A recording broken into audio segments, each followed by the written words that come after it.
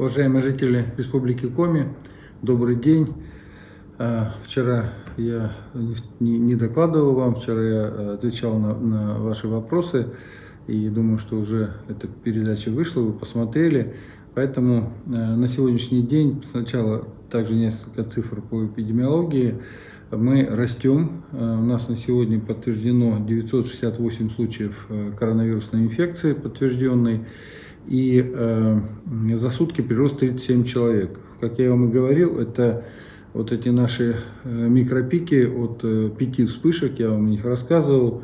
Это вспышки в вахтах. Мы каждый день там как раз вот диагностируем дополнительные положительные случаи, и, соответственно, так предполагаем, еще будет несколько дней. Но это локализованные очаги, в этом смысле нам все понятно. Всех людей, которые вот, работники этих вахт, мы выявляем у них положительный ковид, они сразу госпитализируются, и в этом смысле это очень хорошо, мы не распространяем дальше инфекцию.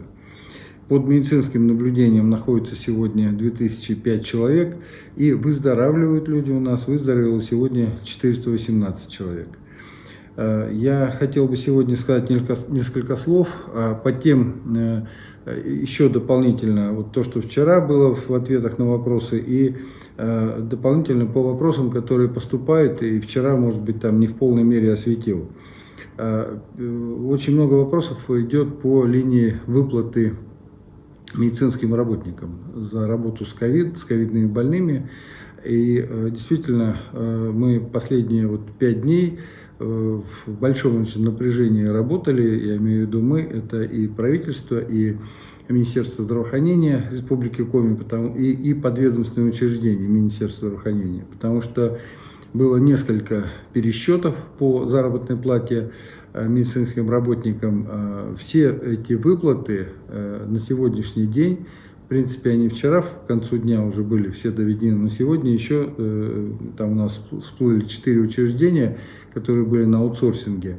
И вот сегодня мы закончили по всем абсолютно, как я сказал вчера, по медицинским работникам, подведомственному Минздраву, и сегодня по всем тем, кто был на аутсорсинге. То есть больше у нас никаких задолженностей ни по федеральным выплатам, ни по республиканским перед медицинским сообществом нет. Но поскольку зашел разговор все равно о ковиде и о медицинских работниках, хочу проинформировать, я же вам говорил, что мы планируем все-таки к 21 числу снова выйти на очередное ослабление мероприятий режимных и все-таки приблизиться к полному выполнению первого этапа. По первому этапу я вам тоже говорил, что мы сегодня открыли несколько, еще раз напомню, это прогулки вдвоем, это занятия на свежем воздухе тоже группами не более чем по 2 человека в средствах, естественно, защиты, и общественные бани без парных. Вот у нас остался еще сервис, да, самое важное, чего мы так все ждем. Вот я вам рассказывал, что основной показатель, который нам позволяет, их 3 основных показателя, но основной это коэффициент распространения инфекции. Так вот, показатель распространения инфекции должен быть не более единицы. 14 мая, когда мы вышли на то, чтобы открывать, не открывать вот первый этап в полном объеме, он у нас был 0,05, при том, что выше единицы нельзя было открывать первый этап. И понимая, что мы имели уже тогда 4 очага вахтовых, мы понимали, что он будет расти. Вот как он рос, просто я вам по дням расскажу.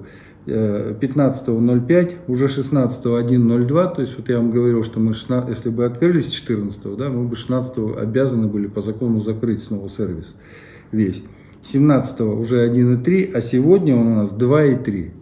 То есть вот, уважаемые жители, мы сегодня опять, к сожалению, по коэффициенту распространения в самом конце, среди там 80, где-нибудь 82-83 место, но мы понимаем, почему это происходит. Вот эти вахты, конечно, нам дают постоянно дополнительные положительные случаи, но, тем не менее, я не отказываюсь от 21 числа, мы все-таки предполагаем, что наступит 20-го у нас где-то перелом, и к 21-му, скорее всего, начнется снижение. Мы, в общем, так прогнозируем, на это надеемся. Поэтому буду вас дальше информировать об этом.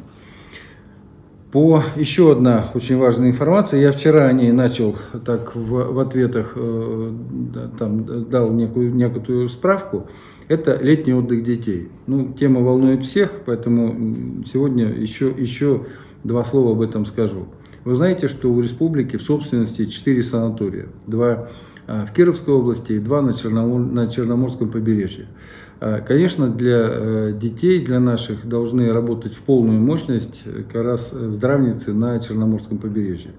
И мы провели буквально вот на прошлой неделе, я провел такие микросовещания, сегодня еще одно совещание, для того, чтобы максимальное количество мест, вот все, что там у нас есть, возможность заполнить нашими детьми. И, в принципе, сейчас отрабатываем критерии, которые должны лечь в основу. Вот на этой неделе мы проведем заседание правительства специально по этой теме, с тем, чтобы именно максимальное количество мест, практически под 100% в этом году, особенно в черноморских здравницах, были отданы нашим детям. Что в этом отношении может нас сдерживать? Это только одно. Деньги мы найдем. Деньги найдем, и об этом сегодня как раз мы уже говорили, дополнительные привлечь деньги для того, чтобы вот дети поехали в наши здравницы на отдых. И Краснодарский край, и Республика Крым пока не дают времени, когда они откроют здравницы. То есть у нас понимание, что и у нас растет сейчас распространение, и там растет распространение инфекции, поэтому по общим понятиям раньше конца июля вряд ли мы сможем детей отправлять на отдых. Поэтому, но мы сегодня вот проводили совещание, специально обсудили, что мы даже пойдем на то, что предложим продлить отдых детский, вот, чтобы захватить и сентябрь, и октябрь. С тем, что максимальное количество детей все-таки отдохнуло на море и на солнце. И главное, чтобы вот и Крым, и Краснодар открыли хотя бы с конца июля здравницы, открылись для отдыха, и мы могли тогда детей начать отправлять. Все к этому делаем и все для этого готовим. Еще вижу, что недостаток уже у нас по емкости социального общения, в социальных сетях я имею в виду. И в связи с этим вот мы с коллегами еще дополнительно я открываю 2 странички в ВКонтакте и в Одноклассниках, для того, чтобы еще дополнительно расширить вот такую вот возможность общения. Поэтому как вот сейчас эти заработают у меня аккаунты, значит, пожалуйста, буду просматривать и тоже буду в этих сетях смотреть ваши сообщения, вопросы и отвечать на них. Ну вот на сегодняшний день вся информация. Еще раз напоминаю, что да, мы сегодня гуляем, мы сегодня занимаемся на открытом воздухе, но все-таки не должно быть это массово, это не должно быть большие команды, большие группы, все-таки должно быть не более 2 человек и обязательно маски и перчатки. Всего вам доброго, будьте здоровы, до завтра.